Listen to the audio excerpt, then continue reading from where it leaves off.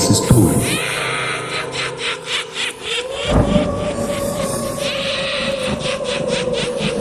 Ndugu msikilizaji wa The Darkness Story, tukiendelea na stori yetu ya Shabani na penzi la jini Zahara, na hii ni episode ya 3. Je, unakumbuka nini kilitokea episode ya 2? Nikukumbushe, ni pale tu baada ya Shabani kutokewa na jini Zahara, na alimwambia kwamba atampa kila kitu endapo ataachana na hao wanawake zake. Tukiendelea na sehemu ya 3. Kuanzia siku ile, Shabani alianza kusikia sauti mbili kichwani mwake. Sauti ya Mariam ikisema, pambana na upendo wa kweli haumizi, na sauti ya Zahara ikisema kichwani mwake, nimekulinda tangu tumboni, bila mimi utakuwa ni sawa na bure. Shabani alianza kubadilika. Alikuwa mkali, macho yake yalikuwa mazito. Alijikuta akizungumza peke yake usiku pia. Mariam aliona ukweli mchungu. Shabani alikuwa anaanza kumpenda Zahara bila yeye kujua. Siku moja, Mariam alianguka ghafla, kana kwamba kitu kimemsukuma.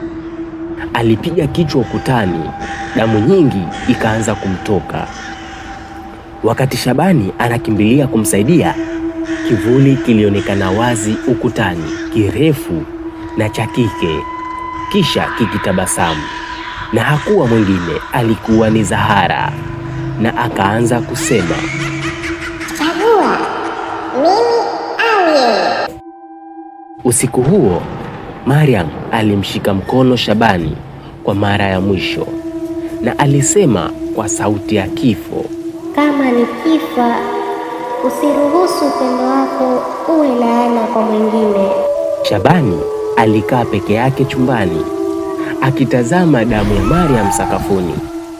Macho yake yakajawa na machozi, lakini kivuli kilimkumbatia kutoka kwa nyuma, ambaye ni Zahara, na akaanza kunong'ona sikioni kwake, upendo ni dhaifu na sasa uko karibu kuwa wangu kabisa. Nje upepo ulivuma kwa kishindo, na gizani Zahara alitabasamu, akijua vita halisi bado haijaanza.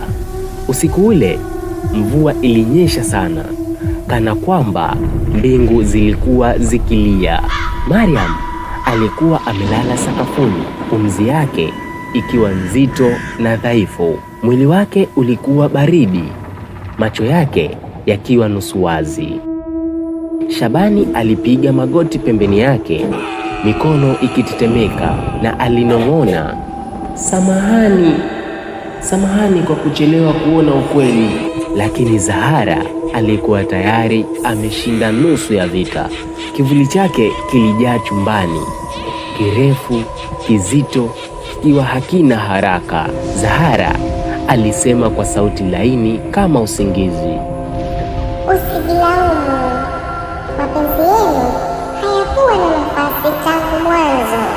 Shabani alisimama ghafla na alipiga kelele, Hapana! Sitakupa tena mtu yoyote. Zahara alicheka, kicheko kilitetemesha kuta, na alisema, Basi chagua, upoteze kila kitu au umpoteze yeye. Kwa nguvu ya mwisho, Shabani alimchukua Mariam na kumpeleka kwa yule mzee kipofu. Mvua ilipiga paa la kibanda kwa kishindo, kama ngoma ya mazishi. Mzee aliposikia kilio cha Mariam, alitikisa kichwa kwa taratibu sana, na alisema, Muda umeisha, lakini bado kuna njia moja.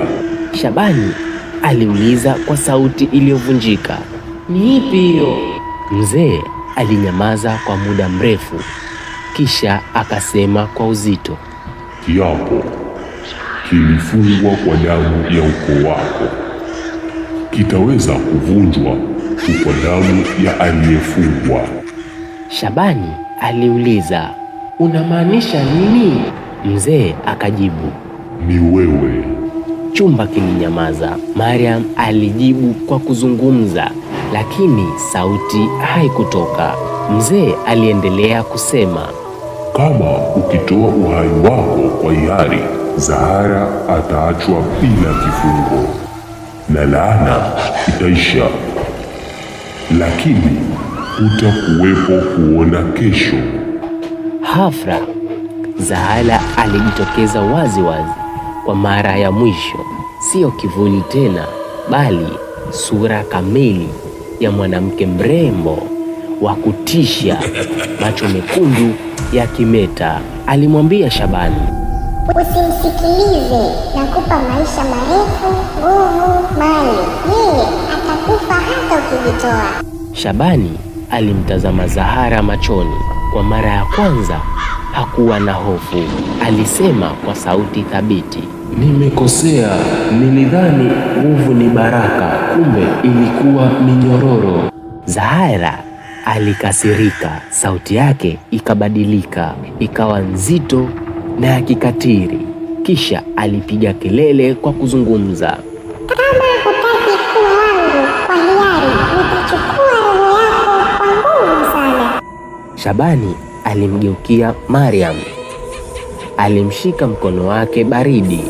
Alisema kwa tabasamu la huzuni, upendo wako ndio kitu cha ukweli zaidi nilichowahi kuwa nacho.